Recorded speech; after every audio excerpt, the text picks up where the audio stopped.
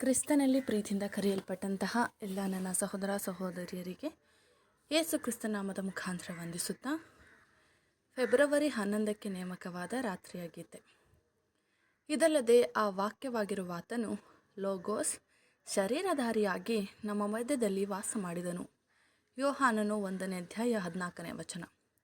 ಮನುಷ್ಯರ ಎಲ್ಲ ಸಂತತಿಯವರು ಆದಾಮನ ಮಕ್ಕಳಾಗಿರುವುದರಿಂದ ಮತ್ತು ಆತನ ಮರಣದಂಡನೆಯಲ್ಲಿ ಪಾಲುಗಾರರಾಗಿರುವುದರಿಂದ ಯಾವನಾದರೂ ತನ್ನ ಸಹೋದರನು ಶಾಶ್ವತವಾಗಿ ಬದುಕಿರುವುದಕ್ಕಾಗಿ ದೇವರಿಗೆ ಈಡನ್ನು ಕೊಟ್ಟು ಅವನ ಪ್ರಾಣವನ್ನು ಬಿಡಿಸಲಾರನು. ಕೀರ್ತನೆಗಳು 49ನೇ ಅಧ್ಯಾಯ 7-8 ವಚನಗಳು. ದೇವರು ಈ ವಿಷಯವನ್ನು ಹೇಗೆ ಮುಚ್ಚಿ ಹಾಕಿದ್ದಾರೆ, ಮರೆ ಮಾಡಿದ್ದಾರೆ ಎಂದರೆ, ಆದಾಮನು ಮತ್ತು ಅವನ ಸಂತತಿಗಾಗಿ ಒಬ್ಬ ಪರಿಪೂರ್ಣ ಮನುಷ್ಯನು ಸ್ವ ಇಚ್ಛೆಯಿಂದ ಸಾಯಬೇಕು. ಆಗ ಮಾತ್ರ ಅವರನ್ನು ಬಿಡಿಸಿಕೊಳ್ಳಲು ಸಾಧ್ಯ.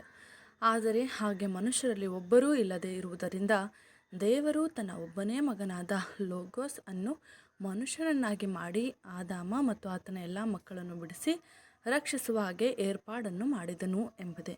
ಆಮೇಲೆ